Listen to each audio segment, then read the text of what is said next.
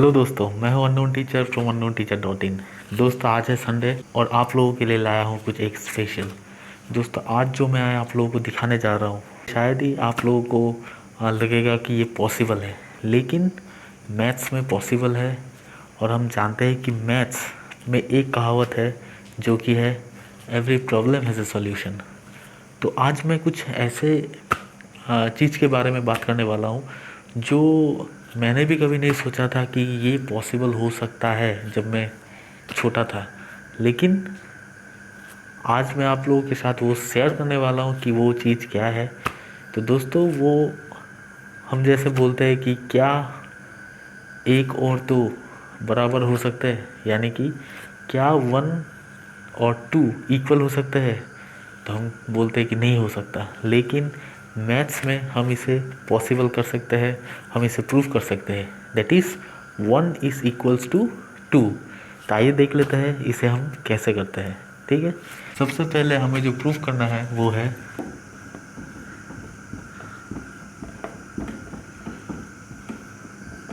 One is equals to two. Okay, तो इसे हम प्रूव करने वाले हैं एल्जेब्रिकली, यानी कि इसमें हमें वेरिएबल की ज़रूरत होगी। तो वेरिएबल हम देखिए, सबसे पहले one is equals to two को प्रूव करने के लिए हम दो वेरिएबल का हेल्प लेंगे, और दोनों वेरिएबल को हम लेट ले लेंगे कि let a is equals to b. A एक वेरिएबल है, बी एक वेरिएबल है, और हमने मान लिया कि ए और बी इक्वल है। तो इसको हम दे देंगे equation number 1। Okay, next step, ये स्टेप नंबर 1 है। ठीक है, दूसरे वाले स्टेप में हम क्या करेंगे, मल्टीप्लाई करेंगे। लेफ्ट हैंड साइड और राइट हैंड साइड दोनों को ही मल्टीप्लाई करेंगे ए से। ठीक है, इस वाले नंबर से, यानी कि ये हो जाएगा a into a is equals to, right hand side में भी हम ए से ही बी को मल्टीप्लाई करेंगे, यानी कि दोनों ही साइड में हमने ए से मल्टीप्लाई किया। ठीक है, तो ये क्या हो जाएगा, a into a is a square और a into b is a b. ठीक है, अभी देखिए फोर्थ नंबर स्टेप में क्या होगा, हम जो करने वाले हैं वो होगा दोनों में से, यानी कि लेफ्ट हैंड साइड और राइट हैंड साइड में से हम बी स्क्वायर को माइनस करेंगे। ठीक है, लेफ्ट हैंड साइड में ए स्क्वायर है, माइनस करेंगे हम b square. Similarly right hand side में ए बी है, इससे भी हम माइनस करेंगे बी स्क्वायर को, यानी कि दोनों ही साइड में से हमने बी स्क्वायर को माइनस किया। तो अभी इसमें आ जाएगा एक आइडेंटिटी। जिन जिन को पता है ए स्क्वायर माइनस बी स्क्वायर क्या होता है, ठीक है, इसका ये एक आइडेंटिटी है। इस आइडेंटिटी को तो हम जब एक्सपांड करते हैं तो ये होता है a plus b multiplied by a minus b. शायद आप लोगों को पता होगा, तो इसीलिए मैं जो लिखने वाला हूँ वो होगा a square minus b square is a plus b multiplied by a minus b. ठीक है, और राइट हैंड साइड में देखिए दोनों ही टर्म में b कॉमन है, ए बी में भी b है, बी स्क्वायर में तो 2b है।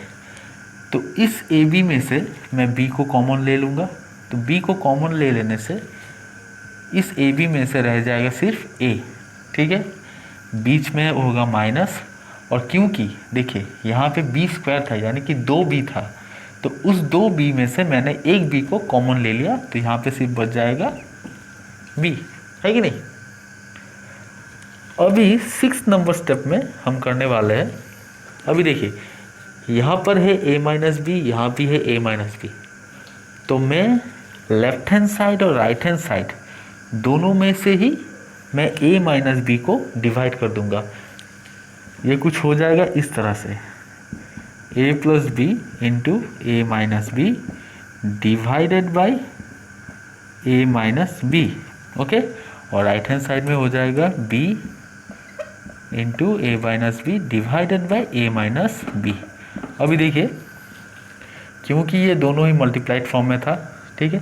तो इसलिए क्या होगा, ये a माइनस बी और ये a माइनस बी ये कैंसिल हो जाएगा, ये a माइनस बी और ये a माइनस बी कैंसिल हो गया। सिमिलरली ये b into a minus b है, इसीलिए देखिए ये इंटू मल्टीप्लाइड फॉर्म में था, इसलिए ये न्यूमरेटर का a माइनस बी और डिनोमिनेटर का a माइनस बी भी कैंसिल हो जाएगा। तो ये 7 नंबर स्टेप में जो आएगा वो होगा a plus b is equals to b. Okay, अभी देखिए a plus b is equals to b, हमें क्या पता है स्टेप नंबर 1 में जो था a is equals to b, यानी कि a और b बराबर है। तो यानी कि मैं a के जगह पर b लिख सकता हूँ, तो a के जगह पर मैंने b लिख दिया और ये plus b as it is रहेगा, राइट हैंड साइड में भी ये b एज इट इज़ रहेगा। तो ये a is equals to b, ये कहाँ से आया, ये इस वाले से आया, since a is equals to b ये हमने इक्वेशन नंबर 1 में देखा हुआ था, इसलिए b plus b is equals to b हमने लिखा। तो 9 नंबर स्टेप में क्या होगा, b plus b is 2b और ये राइट हैंड साइड में आ गया b। ओके, और ये जो 10th स्टेप है उसमें आ जाएगा, देखिए दोनों में ही b है, तो इसलिए मैं अभी क्या करने वाला हूँ, लेफ्ट हैंड साइड और राइट हैंड साइड दोनों को ही मैं b से डिवाइड करने वाला हूँ। 2b divided by b is equals to b divided by b।